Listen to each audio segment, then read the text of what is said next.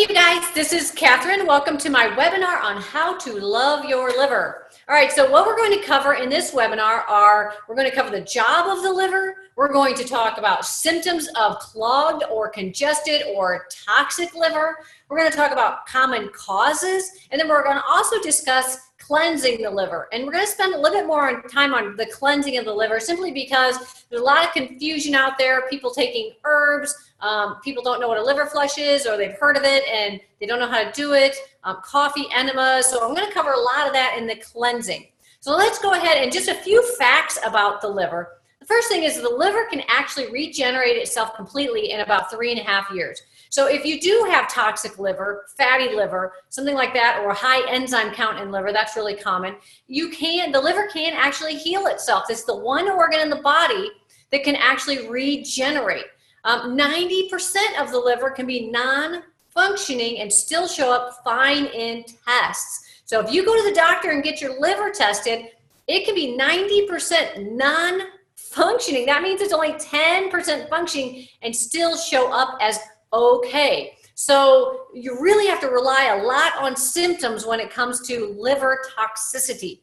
So the job of the liver is to protect the blood from toxins. For example, medications, processed foods, herbicides, pesticides, artificial sweeteners, excess estrogen.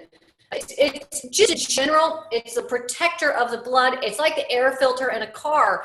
Everything coming in, it protects air pollution, it protects the blood. So as you can see, it's going to get full pretty fast with the standard American lifestyle with alcohol, medication. Those two things right there are going to clog the liver. Then you add air pollution, and you add fast food, and you add, artificial sweeteners. The liver's going to get clogged up pretty fast. So you can pretty much guess that you have clogged or congested liver to some extent. The question is how much and what can you do about it? Because the liver is very important for a lot of different things, including digestion. It's absolutely essential for digesting fats and absorbing fats so that, for example, vitamins A, D, E, and K. All of those vitamins are fat soluble. So if the liver's not functioning properly, you're not going to digest and absorb vitamins A, D, E, and K. You've got people taking massive amounts of vitamin D, right? And they're still needing more and more and more. It's because they're not absorbing the vitamin D because they're not digesting fats, okay? So the root of it is often the liver. Another thing the liver does is it burns fat. So those of you who are having trouble losing weight, it could be fat, it could be your liver. Or people blame thyroid. Well, did you know that the liver converts thyroid hormone T4 into T3? Your hormone production in your thyroid might be fine. It might be the conversion in your liver that's the problem. So, and the liver produces bile. So bile it helps kill bacteria in the gut. When you eat your food and you have bacteria, people with yeast and candida overgrowth, if you have bile that's moving really well and functioning properly, it will actually help a lot with preventing yeast overgrowth, bacteria overgrowth. All right, so the bile can help with that as well. So that's the general job of the liver. Now I'm just going to go through, before I go through symptoms, I'm going to show just the process of the liver, and then we'll go through symptoms of congestion and toxicity. But I want to go through this diagram really quick, okay? So the liver produces bile, and here's the liver right up here. It's in kind of two parts here. The liver produces bile. The bile travels down, if you see this little arrow here, down these bile ducts. Those are bile ducts. The bile comes down in there, and then it stores in the gallbladder. That's where the bile is stored, is in the gallbladder. Then when you eat, what's supposed to happen is the bile is supposed to release from the gallbladder into the beginning of the small intestines, which is called the duodenum. And you can watch my whole webinar on how to heal your gut if you want to know more about the duodenum and this whole process. But the bile is released, travels down, stores in the gallbladder. When you eat your food, it comes out and it goes in the duodenum. Ideally, that's the way it's supposed to happen. Unfortunately, what happens is a lot of people have thick bile or gallbladder liver stones as a result of toxicity. So we talked about the things that cause toxicity to the liver, right? Medications, processed foods, chemicals, herbicides, pesticides. When the liver becomes full and toxic, it becomes acidic, and the bile that it's producing gets thick, okay? So you get thick bile. And now when the bile gets really thick, it gels up into stones, gallbladder, liver, stones. So the stones aren't necessarily formed in one particular place. They can, when the bile is thick, it can gel up into stones in the liver, in the bile duct, or in the gallbladder, or in all three. So when doctors remove the gallbladder because there's a bunch of gallbladder stones, it's not the root problem. The root problem starts way before that in the liver with toxic liver overload. So you want to cleanse your liver. And if you don't have a gallbladder, you can still cleanse your liver. Now you'll need digestive enzymes to help, and I can discuss that as well. But you're still going to want to cleanse your liver, because if you had your gallbladder removed because you had excess of stones or just damaged gallbladder, then that tells me that your liver is really toxic, and you still need to address the liver. The problem's not gone. I have a client who she had her gallbladder removed, and now she's got a major problem because there's a stone stuck in the bile duct. And so the liver is so toxic, it can't function properly at all. So the problem is backing up so much now that she's got a liver problem, and she's in a lot of pain, and it's really awful. So liver flushing those stones out is going to help, and we'll get to that in the cleansing and how you do that. So that's how the liver functions. It creates the bile, okay? Symptoms of liver congestion are going to be things like burping. If you, for example, burp after any meal, or if you take fish oil capsules and you burp, which is really common, you're not digesting those fish oil capsules, people. I don't recommend them. I'm not a huge fan of fish oil capsules. I eat what the fish eats. Get the marine phytoplankton, the ocean's alive, on my website. Okay, so burping is a sure sign. Bloating after meals is a sign that you're not digesting your food and your bile's probably not moving properly. You want your bile to move, not be slow. Nausea after fatty foods, that is a sure sign that your gallbladder is clogged. Your liver's probably clogged too. So nausea, and you might have pain under your right rib, abdomen. So your liver's up higher under your breast. It's on the right side, under your breast, behind your rib cage. The gallbladder is a little bit lower, as you can see here, and it's just under the rib cage, just upper. So if you eat fats and you feel nauseous there, or that feels tender when you push in, or you have pain on the right side there, that is a sign that your gallbladder is in trouble, and you don't want to wait until you have a gallbladder attack. People call me with gallbladder attacks, and they are horrendous. I mean, I have heard some horrible things about how painful gallbladder attacks are. I know for myself, I've never had a gallbladder attack, but I have overwhelmed my gallbladder with greasy food before, and oh my gosh, it's horrible. So I feel for you people who have gallbladder attacks. You can save your gallbladder if it's not already been removed by doing the cleansing that I'm going to talk about later in this webinar. So other symptoms, no gallbladder, okay? Constipation is a symptom of toxic liver and clogged gallbladder. Why? Because the bile signals peristaltic action, which tells the colon to move. So when you eat your food, that's why you often go to the bathroom after you eat, because the bile's produced, it's released, it triggers that peristaltic muscle in the colon and says, okay, time to go to the bathroom. So that's what's supposed to happen. But if you have constipation, there's a couple things going on. If you have constipation, A, that constipation's backing all the toxic waste up into your liver and gallbladder, and B, it's the liver bile is probably not signaling the colon properly because the bile's not moving properly, okay? So constipation, huge, huge, huge red flag, something's not right. Basketball belly, and that is basically the beer belly, right? Alcohol is a huge culprit for that. So a lot of alcohol in the diet is going to cause basketball belly. And I even have female clients who they have the basketball belly and they don't drink a lot of alcohol. It's just literally from toxic liver or gallbladder congestion. So just because you don't drink alcohol doesn't mean that you can't have that basketball belly, that weight gain, inability to lose weight, inability to burn fat. Rosacea and skin problems are often rooted in liver, hay fever, allergies. Like I used to have extreme hay fever, so much that I had to take steroids many years ago. But as I started cleansing my liver, I no longer have to take anything. In fact, I did about 35 liver flushes, and I didn't have any real hard signs of liver gallbladder congestion. I just had hay fever, and I just, had pain in my body. So I thought, I'm just gonna just gonna go full bore and cleanse this liver. And I started cleansing it and doing the liver flushing, and I don't have any allergies anymore, any hay fever hardly at all, maybe a little bit in the fall. But I mean, I went from steroids to nothing. So cleansing the liver can be so beneficial. It can really step your health up to a new level. All right. High blood pressure. High blood pressure is another sign that you have thick bile and thick blood. Think about it. The blood can't move through quickly or efficiently if it's thick. So acidosis in the body, like if you have pain, fibromyalgia, great example. If you have pain in your body like fibromyalgia or other chronic pain, you are in a state of acidosis. Acidosis means you have thick blood and thick bile. So you need to change your diet, and you need to heal your digestive system, and you need to take nutritional supplements that are going to support your body to help you swing back over to that alkaline state, that slightly alkaline state. Now, you don't want to, I don't recommend running out and getting a water machine that's going to alkalize.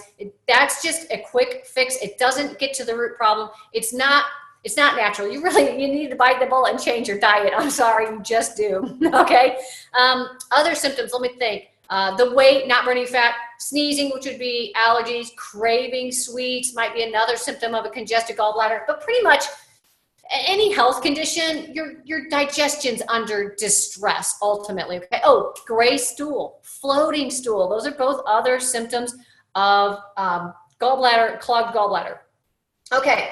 The causes. So we already talked about the causes, really. Medication, poor diet, overeating, alcohol. Those are the primary causes. So let's just go ahead and move on to cleansing. I probably really didn't need to have causes up there because it's really, I already really covered that when I talked about the job of the liver. So just causes are as a high animal diet, high fat diet, processed foods, medications, air pollution, anything that the liver has to protect the blood from. Okay, that's going to be the cause. That's really straightforward.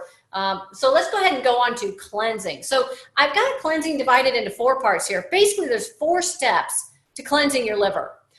What's really common is for people to run out and get herbs to cleanse their liver, or run out and do some kind of liver flush or coffee enema or whatever. Well, those are all parts. They're all aspects that can help you cleanse your liver. But what you really want to do is do it in proper order. Here's why. Because the liver has 2 phases of detoxification. Phase 1 takes the toxins and breaks them down into actually more toxic material. And then phase 2 helps the liver eliminate those toxins through the bile ducts. So phase 1, for example, taking herbs or eating cruciferous vegetables. Phase 1, if you do those things, it's going to help. That's actually good. Those are good things. They're going to help break down the toxins, right? The problem is if you break down the toxins in phase 1 and then you don't go to phase 2 and eliminate the toxic waste, you're in big trouble. The toxins are going to recycle. That's why herbs you got to be really careful with things like milk thistle, turmeric. If you have gallstones in the hepatic duct or in the gallbladder or in the liver, if you have gallstones in the way, those toxins from stage 1 of phase 1 of detox, liver detox, they'll travel down with the bile, right? They're going to exit through the bile and they'll come right back up. Why? Because there's stones in the way. Think of a garden hose. If you have a garden hose with stones in it and you turn on the water, it's going to hit the stones and some of it might seep around, but most of it's going to back up. That's where nausea is coming from. That's why people get nausea, because they eat something and the bile backs up because there's a stone in the way. It can be one giant stone or it can be hundreds of stones. I know for me, I've passed hundreds of stones and I didn't even have serious symptoms. So think about people who are having gallbladder. Those of you who are having gallbladder attacks, you want to really do something right away. And I wouldn't recommend jumping into herbs. I'd recommend doing this in order. So the first thing you want to do is food. You want to change your diet. So, and that's how I have my 21-day detox set up here. So my 21-day detox is set up and that you're going to do this in order safely. It's really crucial, you guys, that you do this safely. You can end up in the hospital if you don't cleanse your liver safely. I had a friend who told me, this is like 10 years ago, that juiced like a half of a red beet and oh my gosh, ended up in the hospital because it was too much, too fast. They didn't change their diet. They didn't do it. They didn't do it safely. So I set up my detox program to do it all safely. So you start out with changing your diet. Like week 1 in my detox is getting all the junk out, getting the alcohol out, getting the dairy out, getting the sugar, the refined carbs, the restaurant foods, the fast foods, and the sodium, all the acidic foods, all the processed foods, all the chemicals, and the things that are clogging your liver. So basically eliminating the junk. That's all you do in week 1 of my detox. You eat really clean, healthy diet, eliminating the junk. It's balanced vegan and non-vegan options. It's not high protein, high meat, high fat. There's a lot of diets out there they'll help you lose weight initially, but they'll clog your organs, and it's really dangerous long term. So I promote a lifestyle. Like with my detox, you can use these recipes forever. They're just simple, healthy, quick recipes, and I use proper food combining to assure that you digest your food better as well. So you want to learn how to change your diet first. You don't want to just jump into some herbs and liver cleansing, okay? Changing your diet, so eliminating the junk, and then incorporating foods that will help cleanse your liver, like cruciferous vegetables are terrific. They are an excellent liver cleansing food. Garlic, different things like that. So superfoods are just cleansing to the liver, but cruciferous, they're way high up there in the list when it comes to diet. So, and just anything that's plant-based and fruits and vegetables, they're all really good. Lemons, like my detox drink, I include lemon juice in that, and apple cider vinegar, raw apple cider vinegar. Those are all great for the liver and helping the liver cleanse itself, okay? So that's the diet. That's the first thing you want to do. The second thing you want to do is, actually, I've got herbs here, but that's not the second thing you want to do. I've got this in the wrong order. I'm so sorry. Okay, the second thing you want to do is liver flush, okay? So liver flushing gets the pathways cleared out. It gets the stones out of the way so that when you do take herbs, then the toxins have an exit ramp. So think of a highway that's all backed up. If your exit ramps have a car accident on the exit ramp, well, you can't get off of the highway, right? We got to get that car accident out of the way first before we add more traffic to the highway, all right? Maybe that's a good analogy, maybe not. I don't know. Anyway, you want to liver flush. You want to get these stones out of the way and out of your gallbladder so that your liver can start producing the bile, getting the bile going through, storing in the gallbladder properly. So step 1 of changing your diet is going to thin the bile naturally, all right, by getting the junk out and incorporating good, healthy foods that support the liver. That's going to be number 1. Number 2, now that the bile is a little bit thinner and getting cleansed, now you want to clear the passageway for that bile to be able to remove the toxic waste. So you start cleansing, you get the liver flush, you get the stones moving. Then the next thing you want to do, there's 2 other things that you can do, and they don't necessarily have to be in order, but in my program, I have coffee enema. So first, change your diet. Second, liver flush. Third, coffee enema. The coffee enema supports phase 2, big time, big time in liver cleansing. So it might sound crazy to do a coffee enema, but it increases your glutathione up to 800%. And you can Google glutathione. That stuff is amazing. It's an antioxidant. It is the master antioxidant in your body. So if you need healing, doing a coffee enema is not a colon cleanse. It's a liver cleanse. It's going to increase bile flow. And a lot of people who do my program, when they do the coffee enema the morning after the liver flush, they end up getting more stones out that way because it assists the liver flush. It helps maximize your result. And a lot of times those stones won't come out without it. So I actually require it as part of my program. And I go through, I have a video on how to do it. Like I said, you got to do this stuff safely. You don't want to just run out, get a coffee enema bag and coffee and just do a coffee enema. That's not safe, because if you don't change your diet, then you could really set yourself up for some serious problems and end up in the hospital. And I don't want you to do that. In fact, that's why I put this whole program together. Like, I think it was 10 years ago. I put this program together because when I started, I kind of did it all wrong. You know, I learned the hard way. I didn't have a Catherine to walk me through it. And this was before the internet. I know I'm getting kind of old, but the internet was just new back in like 2000 when I started doing all the cleansing, liver flushing, all this stuff. I did it all in the wrong order. I didn't do it right. I tried, okay? But fortunately, I did not get in a bad situation. But if you don't do it right, you can get in a really bad, dangerous situation and end up in the hospital. So that's what actually instigated me putting my detox together, was to walk you through it step by step, simplify it. Really easy to do all of this in just 21 days and set up a new lifestyle and get healthy.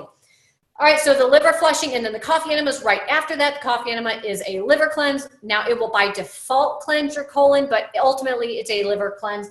And then actually last you will do the herbs. So again, I apologize for the order being wrong here, but the herbs would really be last, because now you have all the clear pathway. Now you can go to a cellular level and pull out those toxins, and they can escape safely. And that's when you're really going to get the healing. When you get the pathways clean, and you don't want to do just one liver flush. In my detox, I teach you how to go through the process, but you're going to want to keep doing liver flushes if you have any kind of health condition, especially if you have the symptoms of burping and nausea or gallbladder pain or floating stool, gray stool, dark urine the color of coffee. That's really bad. That's toxic liver. Basketball belly, or you drank a lot of alcohol. As you can see, this is just about everyone. But it's going to take more than one liver flush, but you're going to learn how to do it the right way in my program. That way, after that, it's real simple. And once you sign up for my program and you have the tutorial videos, you have them for life. You don't have to worry about, oh, I got to sign up again, do it again. You have them for life. And you can always ask me, how to time it out, how to space it out. But just getting started, the 21 days is set up so that you don't have to, it's just really simple. A tutorial video, and you have support on Facebook. So it walks through the whole process safely. And I obviously keep emphasizing safely, because I really was fortunate that me doing it all the wrong way initially, that I didn't get sick. But, well, actually, to be honest with you, I felt pretty sick. I did feel pretty sick. I was pretty toxic, and I dove into all of this stuff really fast. But I don't recommend it. Again, that's why I put this program together, to clean up your diet first and then go deeper. All right. So I think I covered everything here. I covered the symptoms, called the job, cleansing. All right. So if you have questions, you can email me at Catherine@foods@healyou.com. I might have said that too fast. I've got it written out down here. Or you can check out my website, foods@healyou.com. That's where you can sign up for my website. If you have questions about that, of course, you can ask me as well. All right. Thanks for watching, you guys. I'll see you in the next webinar.